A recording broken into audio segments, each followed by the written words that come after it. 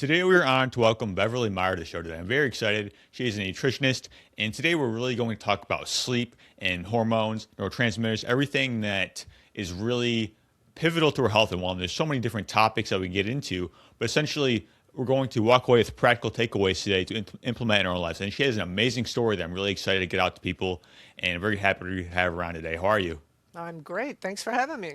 Absolutely. So I'm very curious to hear your story and how you got into wellness and everything you're doing to help people today.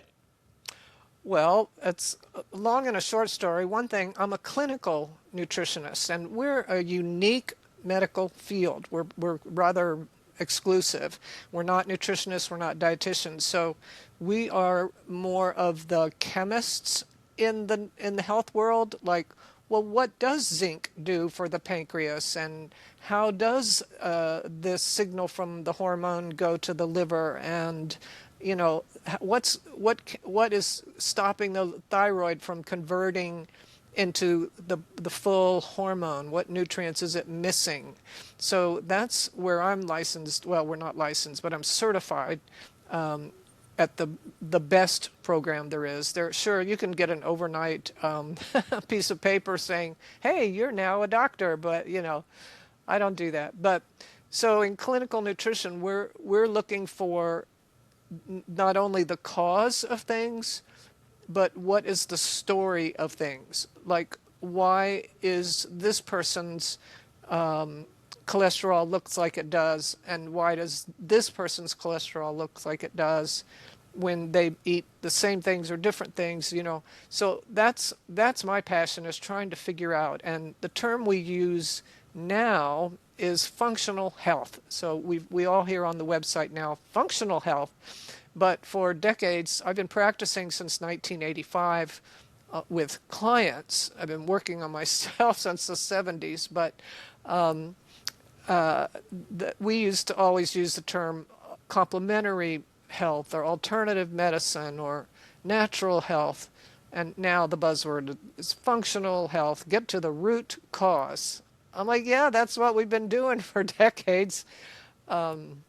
So yeah, so I've been a patient, a passionate patient, trying to figure out, well, wait a minute, that doctor didn't help this issue. So what else do I need to do? And that has really been the defining principle of my life, is how do I need to do something, things, research, actions to help take care of myself. And so that's kind of some groundwork there. Awesome. Yeah. So it sounds like you're really about getting to the root of the issue, right? That's what it's all about. And it's basically like a lot of detective work in a sense, like doing testing, things like that. And you said being a passionate patient. I think that's so important because we are our first client in a sense. Like we have to be the model and we have to actually put these things into practice. Well, yeah, and people contact me for consults, and my website on diet and health, because there is diet involved and health. People like, just what pills in your online store? What should I order for migraines? I'm like, I have no idea. We have to have consults and figure out what you're eating, how you're living, what you're sleeping, how much alcohol do you drink? Have you ever had a brain concussion? Do you have TMJ? How are your glasses accurate? So, something. It's like we are very complex creatures, and we have to take responsibility for, that's interesting. When I did such and such, I noticed I had a headache all the next day.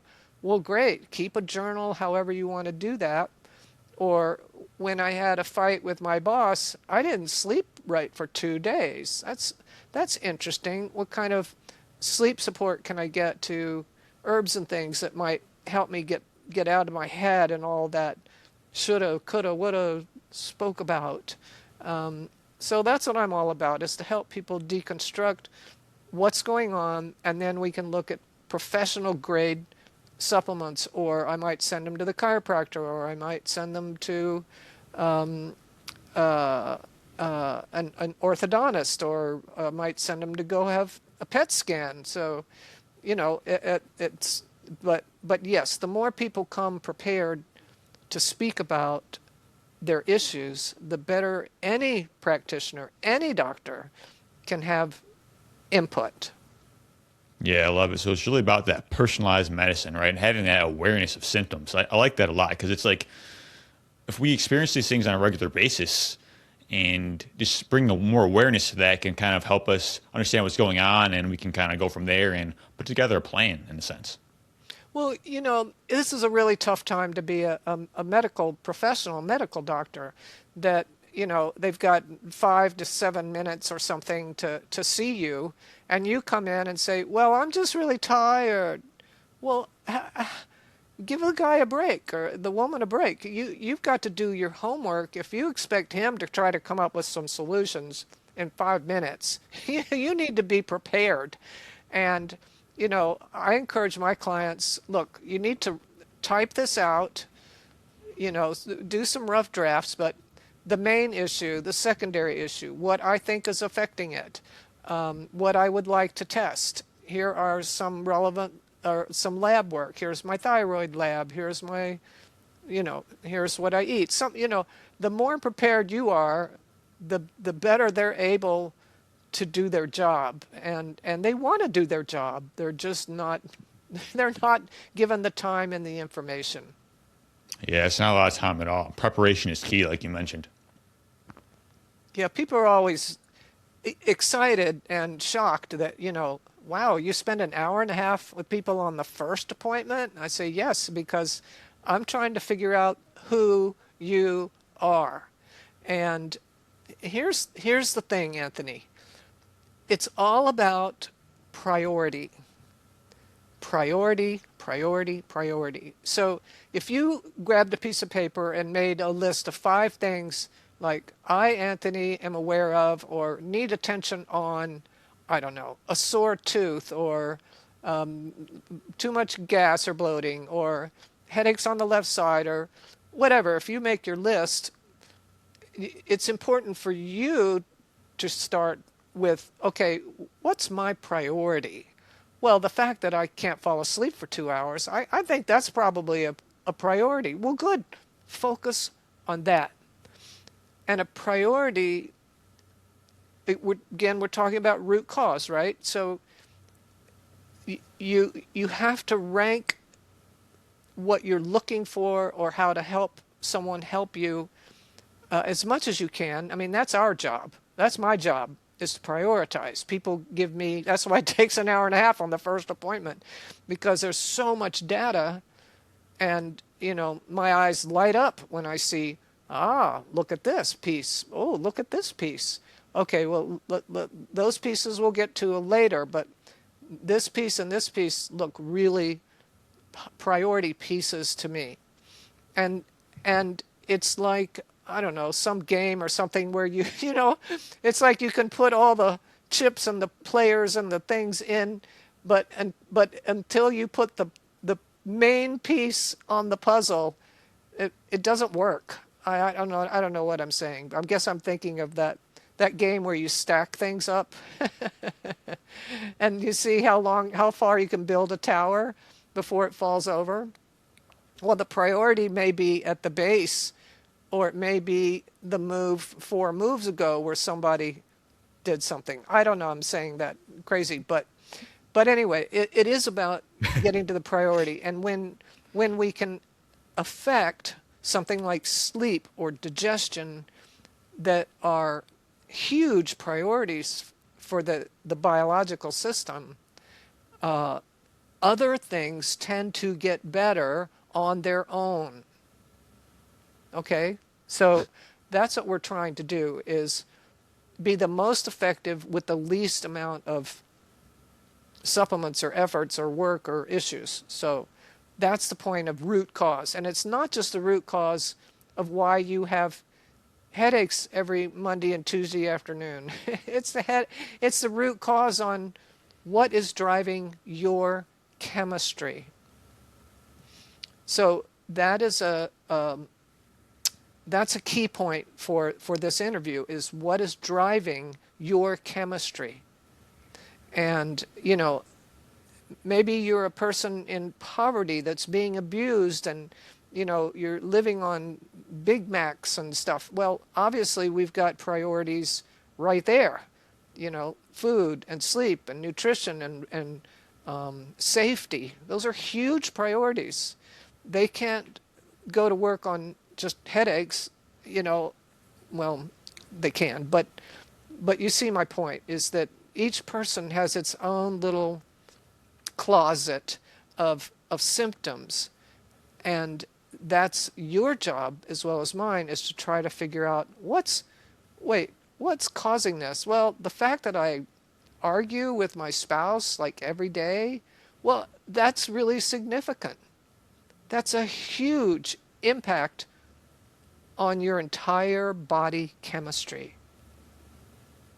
Yeah, just focusing on what we need and those priorities is key. Like, because as you mentioned, like everything is connected. When we focus on those major symptoms, we're surprised that everything just kind of gets better, and things that we didn't even know were wrong start to heal. Like, seemingly totally unrelated.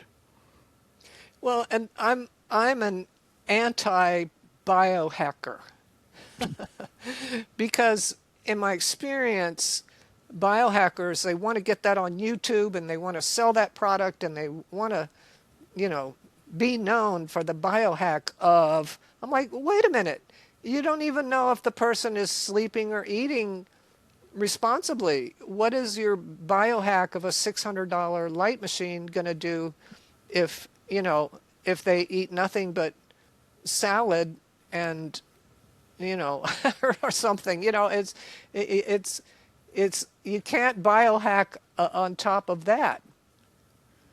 Yeah, it's a great point. Like, because biohack, I mean, it's great, but what is your foundation? Like, you need to be focusing on sleep, nutrition, exercise, all these things that are required for our biology. Then we can add in like the fancy biohacks and things like that. Yeah, and mood. And as I say, the biggest pieces of our chemistry are what you eat, what you drink, what you smell, what you put on your skin, because you just ate it if you put it on your skin, and what you think. And so those are the 5 key pieces of our chemistry. And if a patient comes to me and says, okay, I have migraines, I wake up at 3 for 2 hours, they told me I need knee surgery, I have 15 mercury fillings in my mouth, and I get herpes virus a lot, I work a lot with herpes virus. So I'm like, okay, that's quite a list. And it's normal, that's what I get from everybody, is this great long list. But I'm going to say, look, we need to start with the 5. You're asking me to change your chemistry in multiple big ways, right? Migraines, mercury fillings, herpes virus, sleep. And in order to do that, we've got to first look at the things that are our body's biggest chemistry. I can't change that with a handful of pills.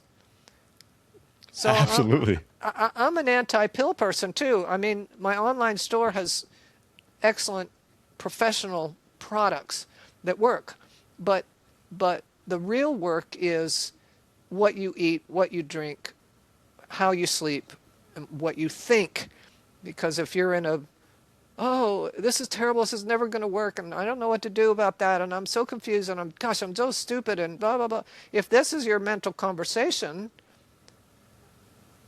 then we need to stop that.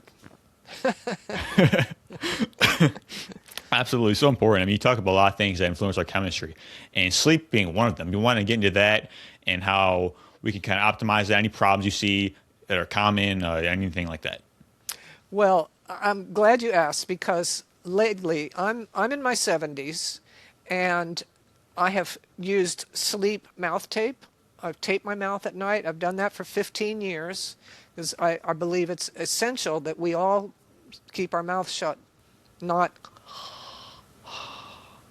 there's a very complex chemical reason for that, in addition to the fact that you're probably snoring and drying out your mouth and throat and driving your spouse crazy. But so I've been taping my mouth for 15 years, but I've had bad headaches at night for 10 years. And as I say, I'm a passionate researcher. I've seen medical specialties all over the board trying to figure out headaches when I lie down at night and sleep. And not a single one of the neurologists, the osteopaths, the orthodontists, the ENT people, the respiratory therapists, craniosacral, Rolfing, massage, chiropractic, not a single one of them ever suggested, that's one of the top 6 signs of sleep apnea, which I did not know. And I asked my doctor to run a sleep test, which you can do at home now. They're quite simple. I said, can I see if maybe my blood pressure is crashing overnight? Could that be clue 212 that I'm in pursuit of? And we ran a sleep test and I flunked. I was like, I have sleep apnea? I had no idea. I don't have a bed partner that might hear or see me struggle to breathe. So the more now I've been studying and treating and working with sleep apnea, what I've found is that undiagnosed sleep apnea is the largest undiagnosed medical problem in the United States. This is huge. We're talking tens of millions of people, some of whom are children.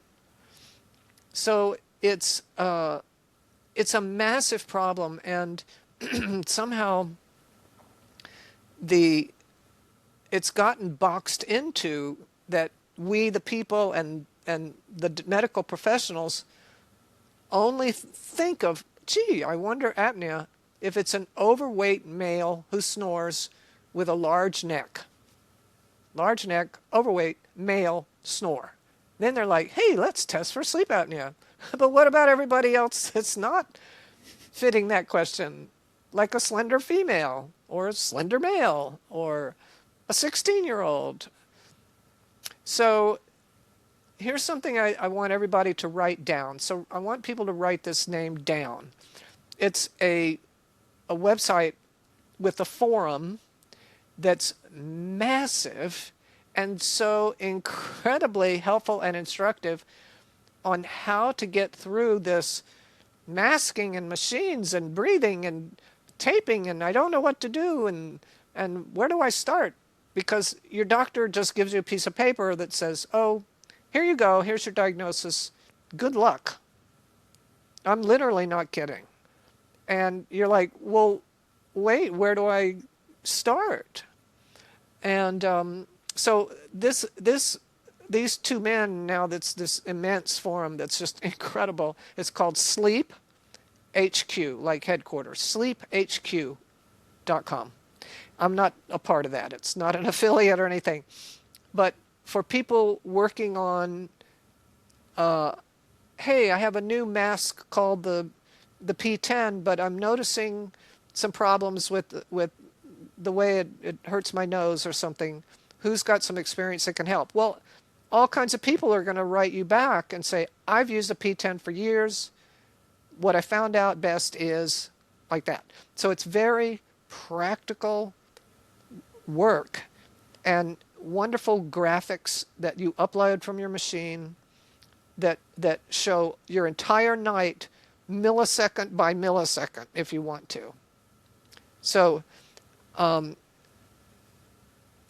sleep apnea, snoring, if you snore, you should be tested for sleep apnea. It doesn't mean you have sleep apnea, but you should be taping your mouth.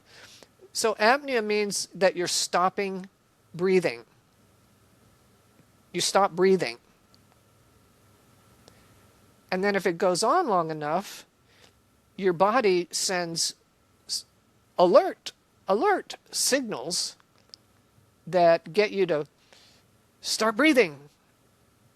And this can go on hundreds of times a night. Hundreds. And you don't know it. I didn't know it. You don't know it. It's like a mosquito that's like 5 feet away. It's not in you're not aware of it until it gets right here buzzing in your ear. So we can have all these interruptions from sleep and not know it. So some of the other symptoms, if you have a partner in bed, they'll say, you're snoring and then you choke and then you cough and then you jump, and it's like, you better go get tested for sleep apnea. Well, that's a pretty clear sign. But sleep issues, tossing and turning, having to get up to use the restroom during the night, believe it or not, that's actually not normal. And mine stopped when I got on a CPAP. I've always gotten up once a night.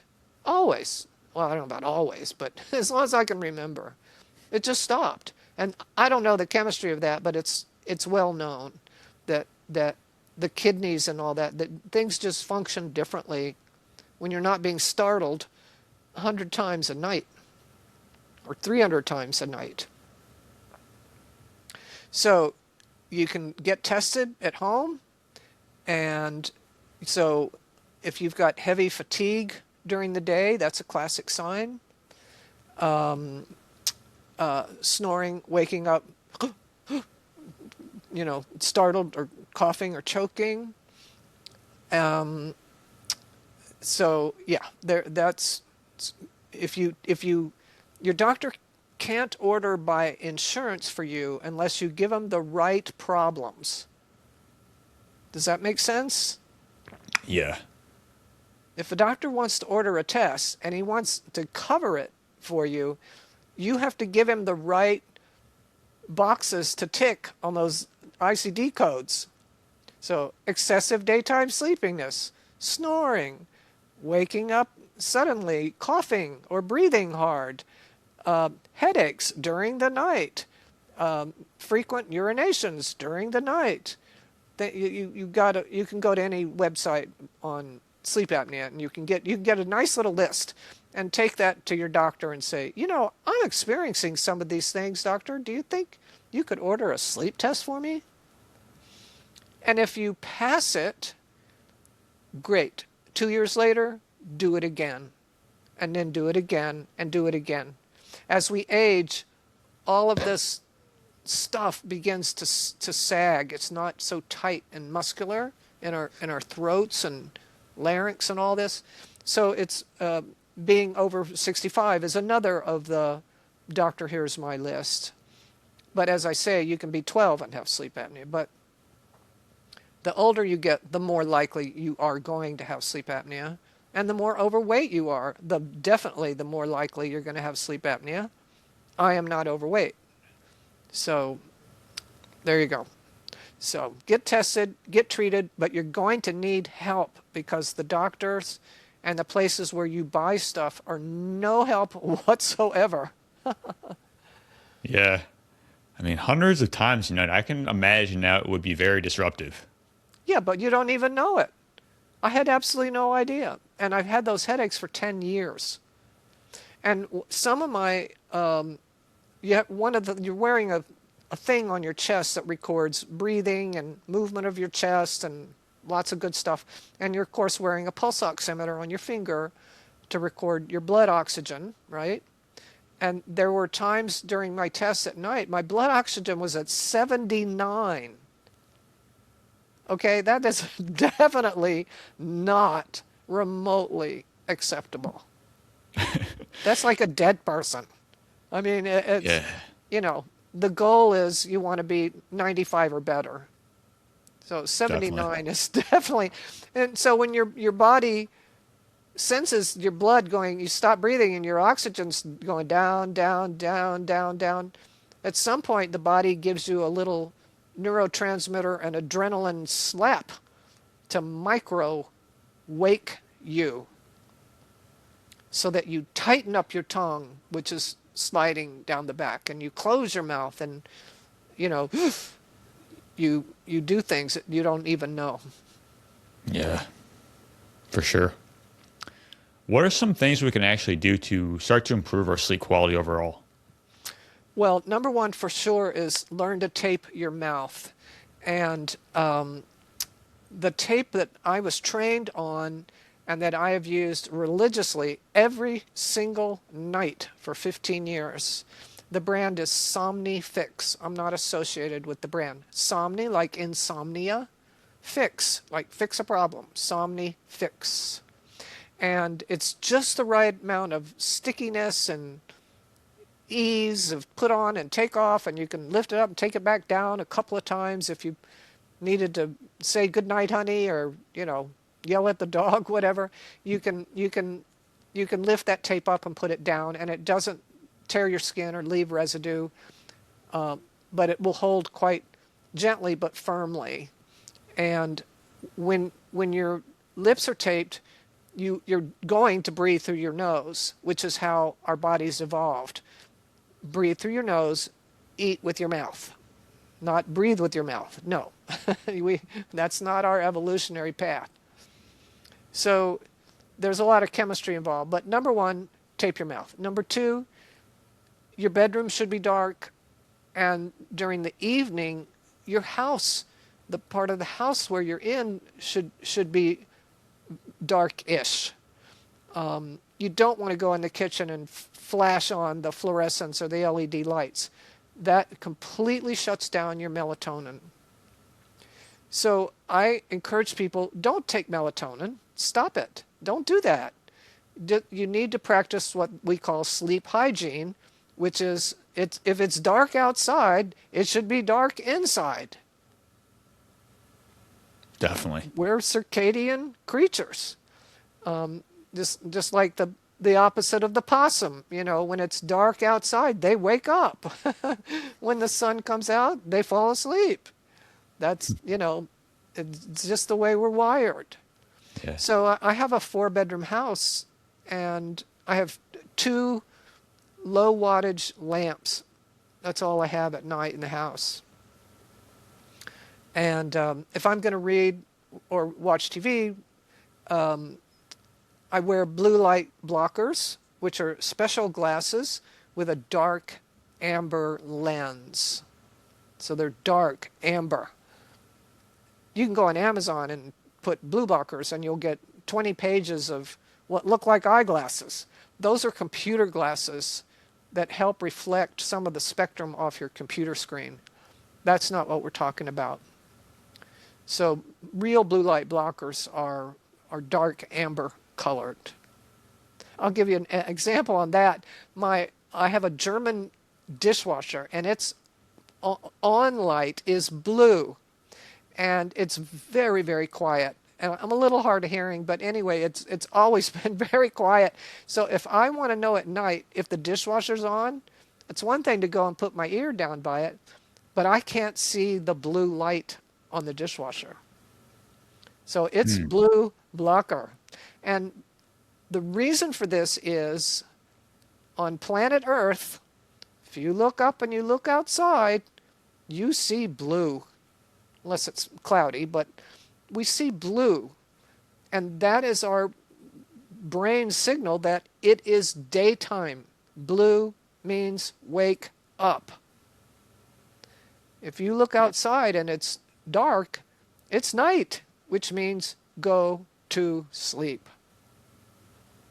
So if you're going to be in a house with some artificial lighting, control it and wear good blue light blockers. And try to get outside during the day so your brain can reset on sunlight. Yeah. I haven't thought about it like that before. It's very interesting. Very, very good information as well. You had mentioned melatonin. Can you describe what that is and perhaps the roles that it plays? Ask the question again, please. Can you describe melatonin and the potential roles that could play in our biology? Well, basically what melatonin does, its primary purpose is to slow down, shut down, block off adrenaline. So it's the signal, the chemistry for our body, hey, time to chill out now. That's its job.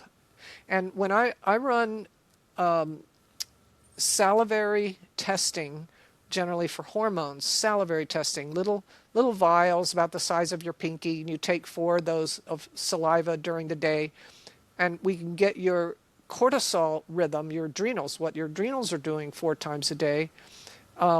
And there are more extensive versions of that, even with melatonin and so on. But it the opposite graph.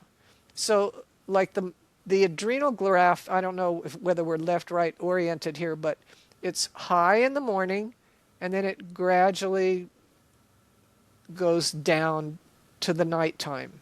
Okay, so the adrenal graph, cortisol, is like a lazy L. And the melatonin graph is its mirror opposite. It's low in the morning and it gradually increases until it's high at night. So they're literally like this. So that's melatonin. It's down when you get up in the morning, and it's cranking in the dark when you should be heading for bed. And there are lots of studies and reports and this and that on melatonin as an antioxidant, or as this or as that. Well, it's a hormone and it has jobs, but I would never take it for its other jobs. I just let my body make it by not exposing myself to light, much light at night. Yeah, that makes sense. Because there's a lot of misconceptions of, what it is and like, should we take it or not? But it's really about producing it naturally with these conditions. Yeah, and if you do take it, it only works for a short while to shut down your adrenals, basically. And that's not the same as ease your body for sleep. So one of the main neurotransmitter for sleep, it's different than hormones. And melatonin's a hormone. The main neurotransmitter for sleep is GABA, G-A-B-A. And GABA is not just for sleep.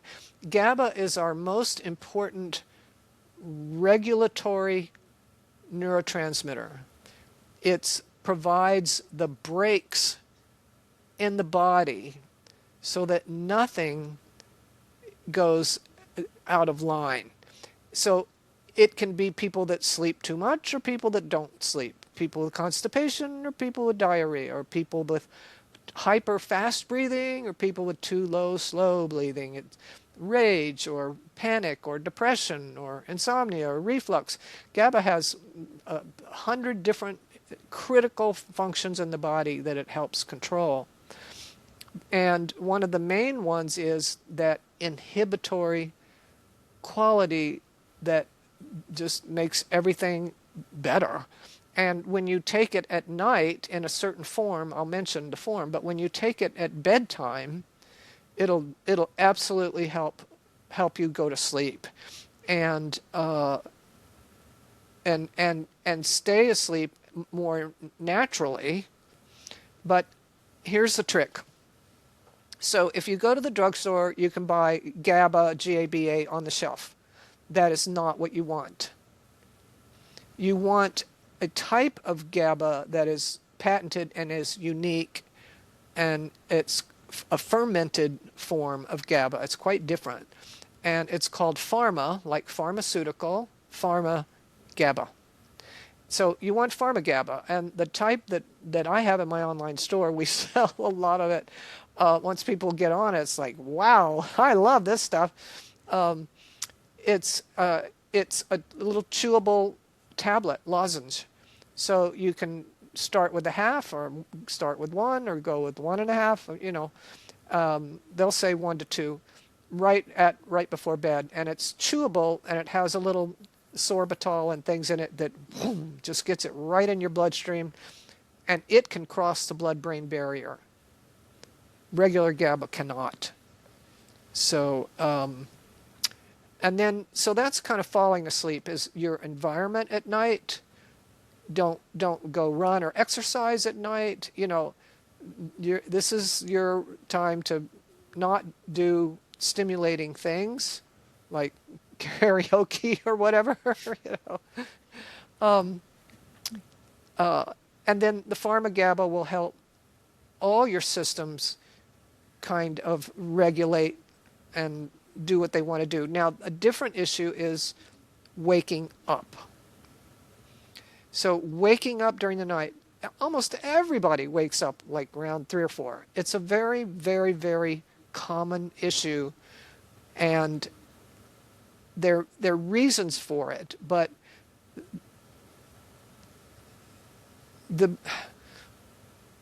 again, you may have apnea and you're waking up. You may be hot or cold in your bed. You may be uncomfortable. Your partner and your dog may be waking you up. The lights in your bedroom you don't have blackout curtains. There are a lot of reasons why you're waking up.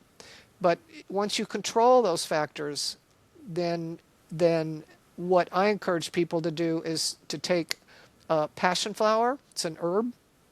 Is to take some passion flower or maybe a little valerian in the middle of the night, or maybe some theanine, although not everybody reacts quickly to theanine. It's kind of a more of a broad stroke. But passion flower, what I use, we have it in a tincture of glycerin, so it's sweet. And it's easy to just take a couple squirts in the dark. You don't need water to chase it like an alcohol tincture. We have that too, but so passion flower, you could take a passion flower pill, but pills take longer to work and process and move around in your liver and your digestive system. And you can't control the amount as easily as you can with an herbal tincture. And you don't want to take, or you can even take like a half of your pharma GABA. Say it's 3 and you don't have to get up till 7:30. Yeah, you can take a half of a pharma GABA and some passion flower. They won't hurt you. I mean, if it's 5 and you have to get up at 6:15, you can take some passion flower, but you know, it's better to try mental mantras and things to calm your mind. Yeah, it's essentially like optimizing the chemistry for sleep is what it sounds like. Yes, and the light really does matter, and there again we come into managing your mind and controlling your thoughts. And for most people, the reason may not be why they woke up, but it may be the reason why they don't fall back asleep very well, is that we get in our heads. And, you know, oh, I forgot to do so-and-so, and oh, I wish I'd said this, and oh, wow, I wonder if I need to get my tires checked, and on and on and on and on. And what I do is count. It's a meaningless, you give your brain a meaningless project, like count backwards from 1,000 by sevens. It's a meaningless project, but it if you can focus on it, you're not thinking about the laundry or the vet bill. And when you do slide off into that, you just come back. And eventually your brain says, all righty then, enough of that. And it'll just let go. And I've used that technique for I don't know how many years. And it works for me. Yeah. How can we start to improve the quality of our thinking, right? Because it's so important and it has a profound impact on our overall biology, even if we don't really know that. Definitely. It definitely does. The happy hormones are completely different from the anxious hormones. And most of the time, our brains are in some state of fear, anxiety. That is a survival instinct. Okay? We would not be here if we did not have ancestors with good alarm systems. That, what was that noise? Was that someone in the woods? Or is that a snake or is it a stick? So our brains, our noses, our taste, our hearing. We're very focused on dangers, basically. And when you can look at the things your brain is throwing at you, like, do I need to get my tires checked? Did I read, what about that vet bill? Are the roofers going to be here tomorrow?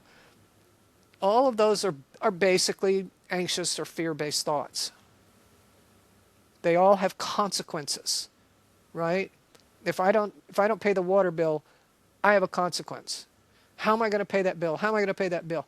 Well, so when you're lying there trying to sleep or you're awake, either way, you just take charge and say, that is not what we are thinking of right now, and we will take care of that in the morning or later, or let me write that down right now.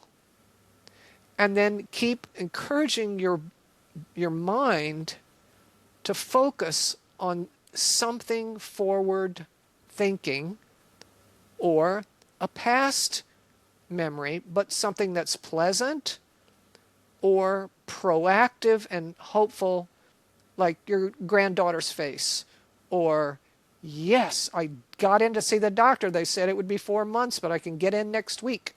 Whatever it is, that's a positive thing. And very often I'll have to remind myself when I get a little crazy with stuff, like trying to handle my CPAP thing, which is a little bit difficult, even with great help. I'm only at 3 months into it right now. So some people try it for a year until they give up. But I'm doing pretty well after 3 months. I'm making great headway. But what was I going to say? Where was I going with that? That when my mind gets a little crazy with things, I have to be very firm and say, no, this is what's so.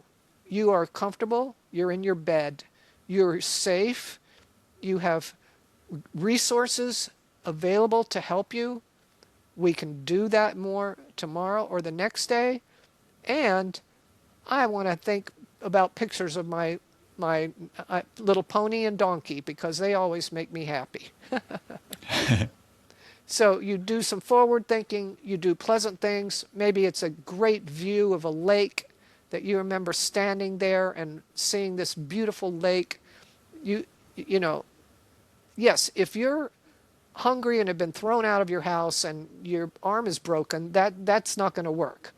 You need to obviously get that taken care of. But when you're in your car or in your bed and you're just not present, you need to bring yourself back to the present. Here's a little trick. I'm a big fan of the work of Eckhart Tolle, Tolle. And I haven't worked with his material much in the last 5 years, but the best way to work with Tolle is to get his audio tapes. To me, I can read 20,000 pages of be centered and be focused on this and release that, but I just want to turn the page and get on.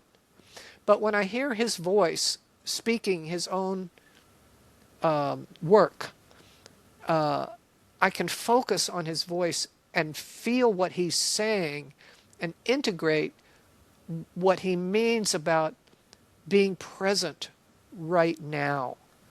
For example, you're driving in your car, be aware that your hands are on the steering wheel. Just be aware, my hands on the steering wheel. Well, you're not thinking about the vet bill, or my seat in the chair, or my feet on the floor, or my breathing. So these are easy, 24/7 accessible centering tips that work quite well to take us off the anxiety highway and just get us back in the present moment. Yeah, this just speaks to the power of our thinking and how that can influence our biology. I mean, as you mentioned, being present, that's so key just to enjoy life, just kind of be in the moment and to be the most effective version of yourself as well. That's true. Yeah. Yeah. I just find like meditation, just awareness is something we've spoken about. Just being able to kind of know who you are, know what you want, know where you're going. It's so important. Yeah, and when we're young, we generally don't think and plan and focus that way. And unfortunately, we tend to learn that as we get older and realize, wow, that was a series of bad choices that I made. I need to learn better. But Yeah. And the that's more why we're on present we are. podcasts. Yeah, that's why we're doing this, is to help us realize, that's actually not a bad idea. That when I'm driving and I realize I'm 10 miles down the road or 15 miles behind, it's like, whoa, let's just focus on my hands on the steering wheel. Yes, I'm Yeah. watching the traffic, but I've got my mind back. Yeah. Definitely can help us be more decisive for sure.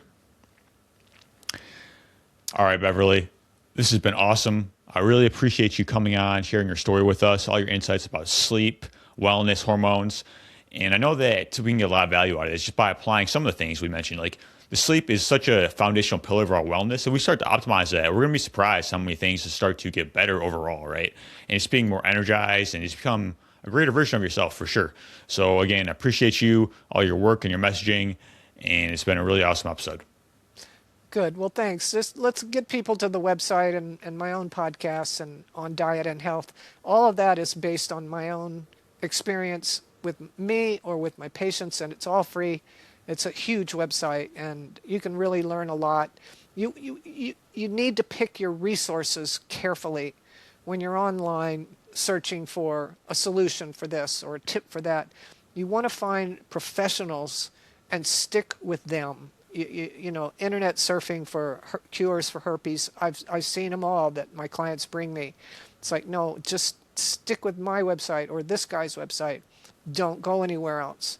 So that's how we train ourselves to be better researchers, is by finding the pros and sticking with them. And that's what we are. We need to train ourselves to be better researchers, to biohack ourselves. We have to know who we can trust for advice. So thank you very much for having me on. Thank you. I want to finish that. That's a great point there. Being a great researcher, because like being discerning in the health and wellness industry, it's like first you have to know who you are, right? And what you stand for and what you need. But then, being able to find people that resonate with you and just kind of be a voice. And over time, you become that as well. Yeah. Am I reading or hearing something that's a salesman or a professional? Yeah. Is this person a legitimate professional, or is he just selling me some herb? Yeah.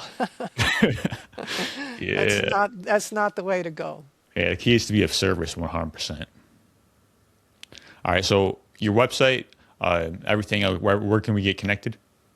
It's on diet and health. I'm big on diet. I'm one of the founders of the paleo diet. So I'm very adamant about teaching people to avoid grains and what that means for them on diet and health. And the podcast is Primal Diet, Modern Health. So we eat the way our biology says we need to eat. We didn't evolve eating corn chips or wheat or rice or oats. Those are grains. That's what four-legged animals eat. They eat grass seed, not us. But paleo's more than that.